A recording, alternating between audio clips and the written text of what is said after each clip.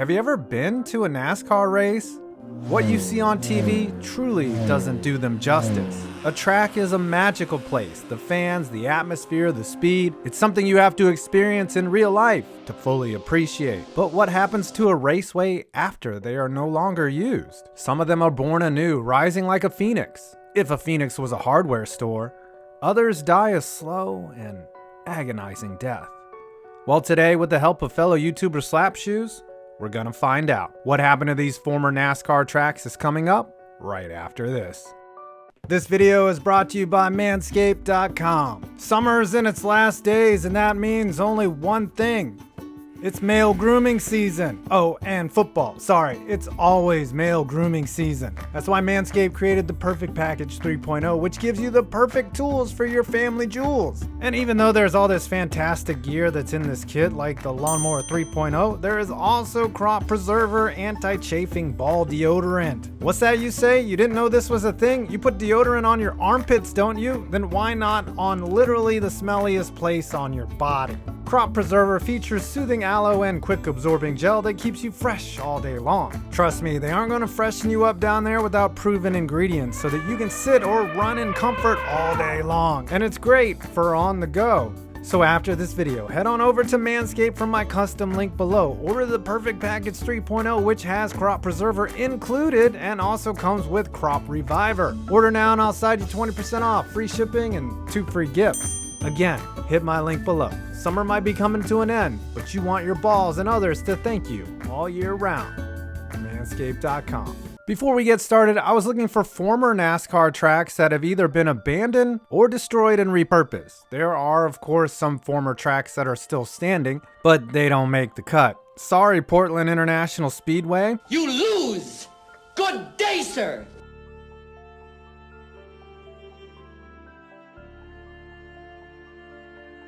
Once a dirt twin oval, in 1986, Nazareth was purchased by Roger Penske and repaved a year later as a 1-mile tri-oval. The track hosted both kart and Busch Series races for nearly 20 years, but problems with its remote location and lack of interest caused the track's closing in 2004, and the site has sat abandoned since. The grandstands were removed and sent to Watkins Glen and Michigan International Speedway. The site will never be a racetrack again as it has a non-compete with nearby Pocono Raceway. It sits abandoned like Cleveland Browns fans' hopes and dreams.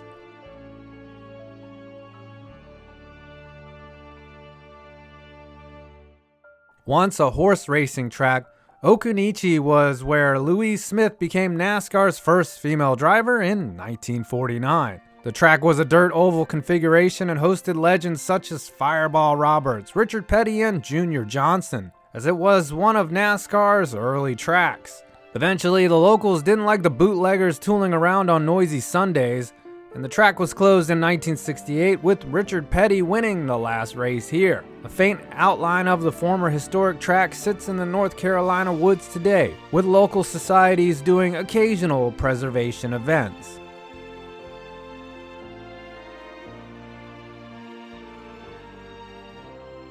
A late 60s, early 70s paved oval, appropriately named Middle Georgia Raceway, had a brief 5-year stint as a NASCAR track. The discovery of a moonshine distillery by federal agents in a bunker underneath Turn 3 may have precipitated this track's early downfall. Wait, this really happened? I guess the distillery was necessary because an economic crash happened and the track was closed in 1971.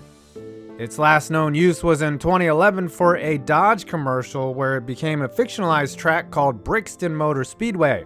And it is being held as a commercial development site, with a meteor likely hitting our planet before that happens. But it is 2020.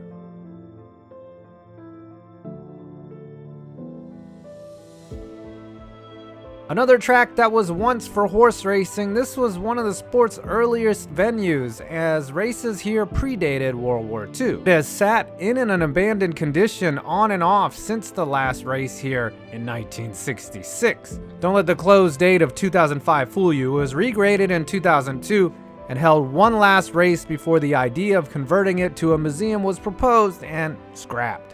Slapshoes told me Duke Energy used to dump scraps from their tree removal service on the property. What the? It now sits alone and sad like a fat kid that has run out of cupcakes.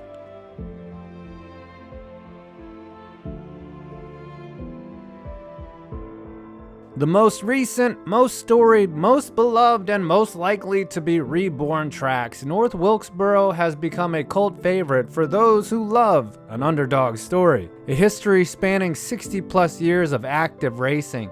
There are literally too many moments that happen here to even begin to encapsulate this racetrack. Built in the moonshine capital of the world in 1947 as a dirt track, North Wilkesboro evolved into a staple of NASCAR, hosting 2 races a year with countless epic races and drivers. After multiple owner changes and financial trouble, the track held its last NASCAR race here in 1996 and its last race period in 2011.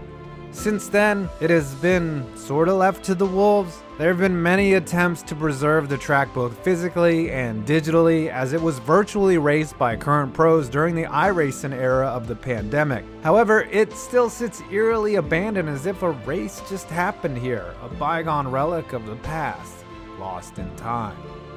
Damn, that was deep, yo. For this next one, I'm going to turn it over to Slapshoes. Please subscribe to his YouTube channel.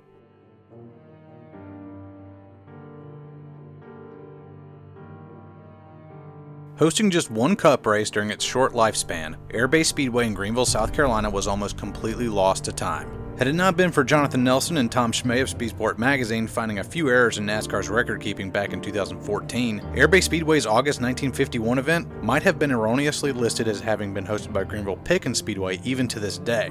The track was located just south of Donaldson Air Force Base, hence the name, and it was built and operated by a local huckster named Charlie Hicks, who, as best as I can figure out, had never operated a racetrack before or even worked at one. The half-mile dirt oval was notorious for bad track conditions that caused slow lap times and angry drivers, but it did manage to weasel its way into the 3rd season ever of NASCAR Cup Series competition. Bob Flock got one of his 4 victories that day, and shortly thereafter, Mr. Hicks found himself in legal trouble and had his assets seized. The track was left to rot and the area around it was converted over for industrial use. However, if you know where to look, a section of the backstretch still remains tucked away in the woods. The chemicals Charlie Hicks used on the dirt surface to keep dust down still keeps most of the vegetation away today. And this part of the track, along with just a handful of surviving photos, are the only physical proof that Airbase Speedway ever even existed at all. And now, back to the big man himself.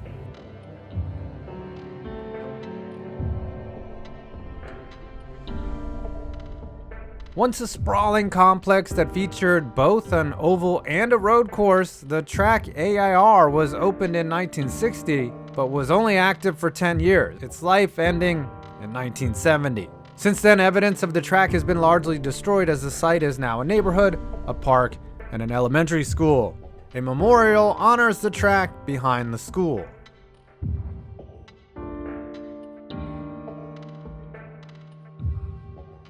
Unlike my bedroom in college, this is where all the magic happened, kickstarting the era of NASCAR and making its way into iconic photographs of the sport's history. Half of the track was the literal beach sand of eastern Florida, and the other half was, wait for it, A1A Beachfront Avenue. Girls are hot wearing less than... The Daytona Road Course was closed in 1958 when the world-famous Daytona International Raceway was completed. Now the spot is expensive beachfront real estate.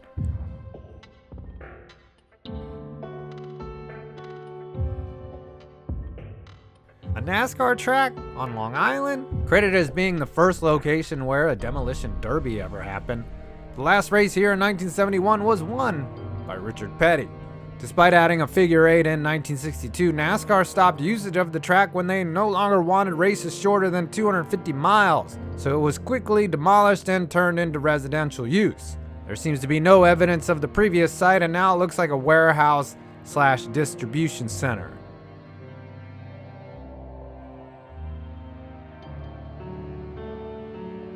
Another site that holds a lot of history as famous drivers battled here.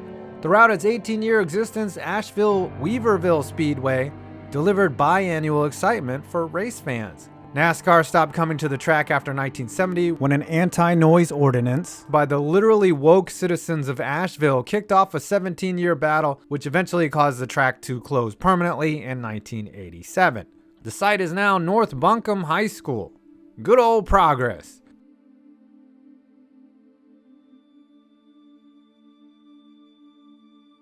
The place of the last few NASCAR Grand National races to be on dirt. Colombia Speedway was paved over in 1971, its last year of operation. Sitting abandoned for years, in 2009, efforts to clean up the site were enacted and volunteers began restoring many of the original features to at least serviceable levels. It has been essentially preserved and is used for festivals and probably a nice open area to get shit-faced drunk at.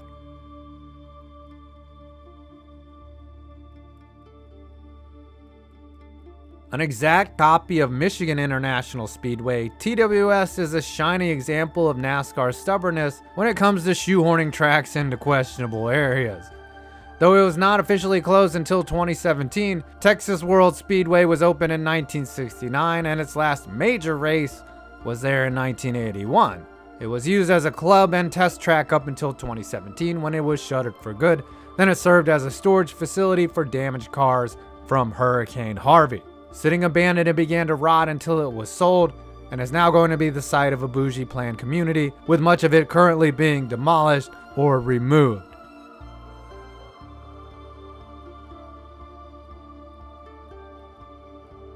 You think Bristol or Martinsville is a short track? LMS was the midget of NASCAR tracks, as it wasn't even a full half mile in length. Is that right? Okay, sure. Racing here was probably really tight and aggravating, and the track served both the Truck and Busch series for nearly 13 years. It was closed and demolished after its antithesis, Kentucky Speedway, opened. It is now an industrial park.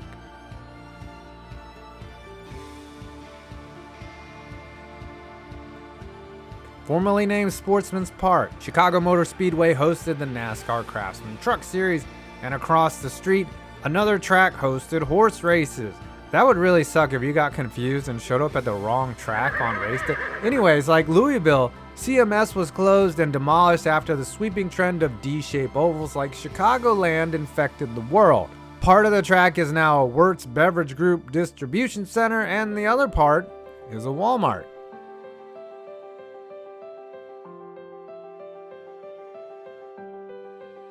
What happens when you build a utopian racing facility designed for NASCAR, Indy, NHRA, and Formula One? It fails, of course. Oh yeah, I forgot to mention that this track is in California too, with the Canadian-sounding name. Ontario Motor Speedway was and is the only track in history that could accommodate all the previously mentioned series. Dubbed the Indianapolis of the West, the track was opened in 1970. Though initially successful, after only 3 years did Ontario suffer problems, as the track was sold to a new operator and debt began to accumulate. Crowds dwindled as the California 500 failed to replicate any of its past success, and after only 10 years of operation, Ontario was shut down for good. Today, the site has been redeveloped as a commercial space and is a giant shopping mall. Capitalism once again wins.